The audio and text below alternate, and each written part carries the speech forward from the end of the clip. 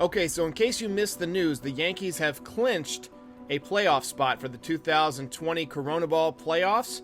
So this episode is going to be all about how the Yankees can win it all.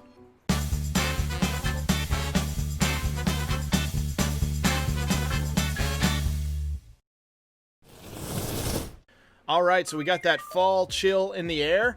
It is officially countdown to playoffs time. And this is going to be a really interesting year for the postseason. Not only are we doing it in a bubble city, not only do we have way more teams than usual, but we've also got this situation where there's no fans in the stands. People don't really have a home field advantage. Nobody's going to be playing in their home ballpark. So it's just a completely odd situation. And I really truly believe that the most talented teams and the hottest teams going into the postseason are going to be the ones that prevail. Now, the Yankees do have an advantage because they have a ton of depth. They have more depth than most teams. And this is going to be a postseason that really challenges the depth of teams beyond just the top two starters or top one hitter who's really swinging the bat well. Because you're not going to really have those off days. So teams are going to have those bullpens tested. And the Yankees do have a pretty good bullpen despite the rough streak they went through a couple of weeks ago. For me, there's really 5 X factors for this postseason. And the number one you have to talk about is going to be Gerrit Cole. I mean, obviously, this is why you signed Gerrit Cole. This is why you give him a record contract. You want him to pitch well during the regular season. Obviously, it's important for him to pitch well during the regular season. But you expect that even if he has a slow start or whatever, this is when it counts. This is when you earn those pinstripes. This is when you earn those big bucks.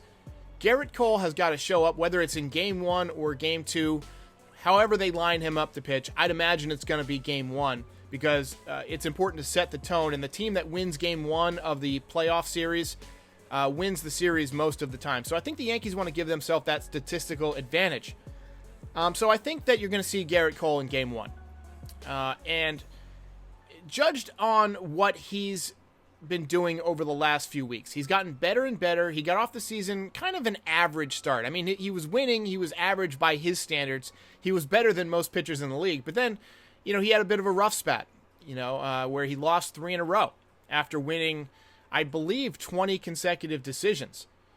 So he hit a bit of a rough patch, but he's come out of that with Kyle Higashioka as his personal catcher. And they've worked really, really well together. And over the last few starts, we've seen Gerrit Cole take a no-hitter into the 4th inning 3 times in a row. His strikeout rate has gone up. His walk rate has gone down. His home run rate has gone down. Gerrit Cole has been pretty much filthy over the last few outings. Now, granted, they have not been against the greatest teams. It'll be interesting to see what he does against the team like the Rays or the Twins or the White Sox. I feel like Gerrit Cole is going to be up for the challenge, though. He strikes me as the guy who's wanting this attention. He's wanting this moment.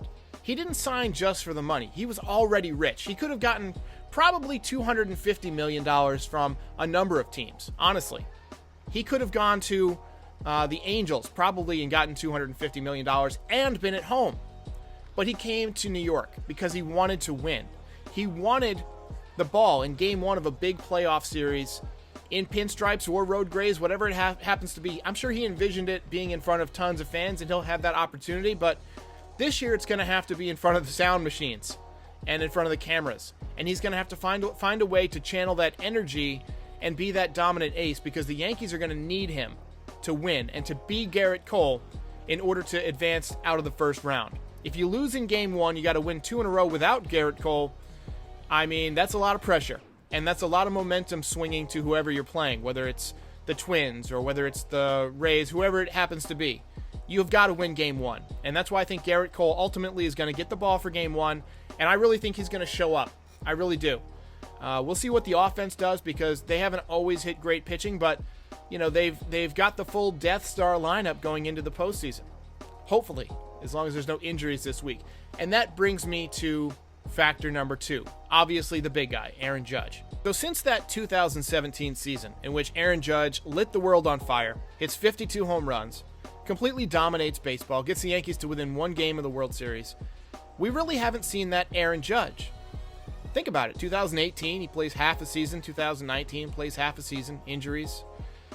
Comes back in 2019, late in the year, dives for a ball. We didn't know it at the time, but he broke his rib and collapsed his lung, continued to play with it through the postseason, and really didn't have a great postseason. I mean, he was just average. But he comes into 2020, after the Corona Ball delay, the 60-game season, gets off to a red-hot start. He's got 9 home runs. His final swing before he goes on the injured list was a home run. And he really was swinging the bat very well. He looked great on defense. We were seeing that Aaron Judge again, the MVP Aaron Judge. He was leading the league in home runs. He was just setting the world on fire again. We were seeing the guy that we all fell in love with in 2017. The guy that got his own cheering section in right field. But then he gets hurt. And that's been the story with Aaron Judge. Now, hopefully, this month off, basically, to heal that calf has done the job. He's looked okay since he's come back. We saw him score from second on Giancarlo Stanton double the other night. But really, he's just getting back into it. He's just getting used to the timing. He didn't really have a ton of rehab games. He went down to that alternate site, but who knows what that's really like. I mean, you can't simulate the adrenaline of a major league game. So Aaron Judge has got to stay healthy. I'm confident that his skills are such that as long as he's healthy and getting at bats over the next week, that he's going to be ready when the postseason starts. You give Aaron Judge 20 or 30 at bats to get his timing going, and he's going to get hot. But the Yankees are going to need to do it with more than just the home run this year. They're going to need more than just the power of Aaron Judge. They're going to need to have that whole lineup working as a unit. That means not just home runs, not just walks, situational hitting. There's a lot of guys on this team, and one of them I'll get to in a minute, that's Luke Voit. Done a much better job hitting consistently this year. DJ LeMahieu is probably the poster boy for the type of hitter the Yankees need to be more often. He uses the whole field, right? He doesn't try and hit a home run every at bat. He can take you deep. If you hang one, he will take you deep. If it's a big spot, he'll pick his spot and try and use that right field porch. But the Yankees are not going to have access to the right field porch this postseason. They're going to have to play in a bigger ballpark, either Los Angeles or San Diego, which means that they're going to need to hit situationally. They're going to have to move runners. It does no good with runners on first and second to hit a 376-foot fly out to the right center field warning track. That is not going to work this year. The Yankees have got to get guys like DJ LeMahieu and Luke Voit thinking about driving in runs, moving in runners, or moving runners, from first to third, doing things other than swinging for the fences. I know that Moneyball is a thing. I know that the Yankees' philosophy, their organizational philosophy, is to get 2 guys on base and hit one in the upper deck. And to do that a couple of times in a game, and all of a sudden you've scored 6 runs and you win. That's not going to work this year. It seems like every year the epitaph for the Yankees in the postseason is, well, if we had only gotten the big hit with runners in scoring position, 1 for 11 with runners in scoring position, 1 for 13 with runners in scoring position. That can't happen this year. They need to know that going in, that if you get guys on base from walks or from hits, you've got to move the runners over. You've got to look for holes in the defense and adjust your swing accordingly. Going for the downs every time is not a strategy that's going to work against the Tampa Bay Rays. We've seen it this year. We've seen it. They know how to pitch to that. We're going to need guys like Luke Voit, who uses the whole field. Clint Frazier, who uses the whole field. Even Higashioka, guys who can get base hits to come through in big spots with runners on base. So that is obviously key number 3. Have the correct approach. Situational hitting is going to be a key factor. Next factor, Luke Voit. He is currently leading the league with 21 home runs. Actually, last I saw he was leading the league. I haven't looked at it this morning. Somebody could have hit 4 home runs last night. I don't know. But Luke Voit hit his 21st home run last night. He's been red hot. He's been consistent all year. We need him to be healthy for the postseason. We've been lucky that he has not been injured this year. He's had some foot issues. I don't know what it is, but it's probably like a blister or some athlete's foot or something that's not like structurally bad. And so he's just kind of dealing with it. And that happens with sports. Wouldn't be a bad idea for the Yankees to give him a couple of days off this week if you can afford it, to let his foot heal up if they think that is a possibility, and make sure that he's healthy and 100% or as close to 100% as you can get going into the postseason. Luke Voit has been arguably the Yankees MVP. I would probably give it to DJ LeMahieu, but, I mean, you can't argue with 21 home runs, 40-something RBIs. He's going to be a huge factor. If Aaron Judge and Giancarlo Stanton are in the lineup, then teams are going to have to be careful with those guys, especially Judge. Stanton's having a pretty good year too, but he can be pitched to because he chases that slider away. I feel like the Yankees don't have a ton of landing spots once you have those guys in the lineup. You have to pitch to Luke Voit. You have to pitch to DJ LeMahieu. You have to pitch to Gary Sanchez. One of those guys is going to run into one.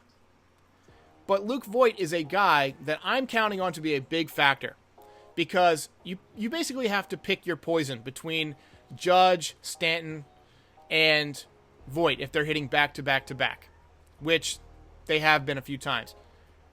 That is a tough lineup to go through. Imagine you're coming in to pitch in the 7th inning, and you're up by 1 run, and you've got Judge, Voit, Stanton, back-to-back-to-back. Who are you pitching to? You're going to pitch carefully to Judge because you don't want him to take you deep, but then all of a sudden you've got a runner on first and nobody out, and you've got Luke Voit, who led the league in home runs. Well, if you put him on, then all of a sudden you've got a runner in scoring position, and you've got a bit of a rally going, momentum. And you've got Giancarlo Stanton, who, even though he's mainly a power hitter, he can get a base hit. He can drive in that run. And if not, you still got 2 more chances. All he has to do is get the runner over. That's what I'm talking about with situational hitting. It's situations like that that are going to arise. But the key to that is Luke Voit. Because if you get Judge out, then you've got to pitch to Luke Voit. You don't want to have somebody on base with Stanton as the go-ahead run.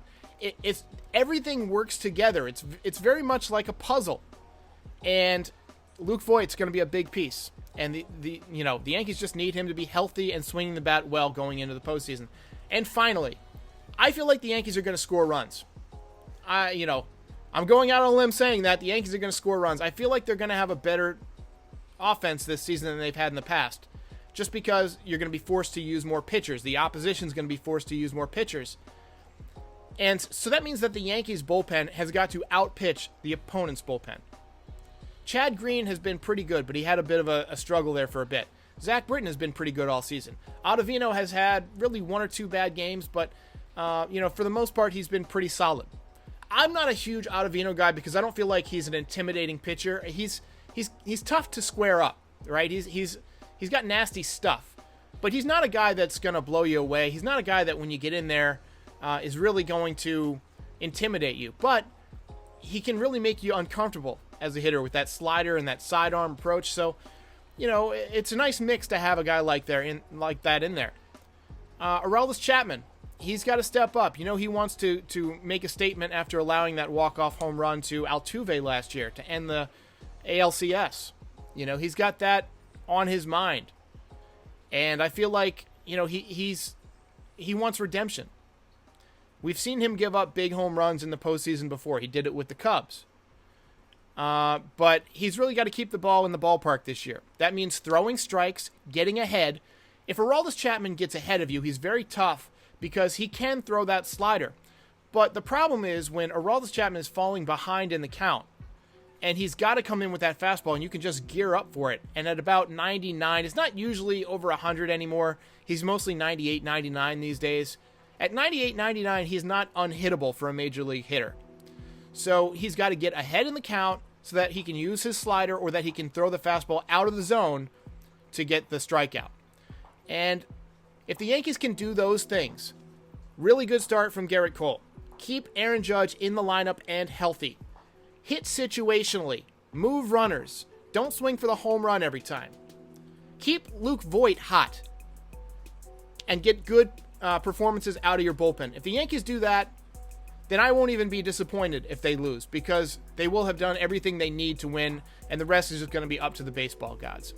I hope you guys enjoyed this. I'll be back after tonight's game. Reminder, it starts at 6:30 in Buffalo because those lights are dim. Hey guys, help support the podcast by buying swag from my store. Link is in the description.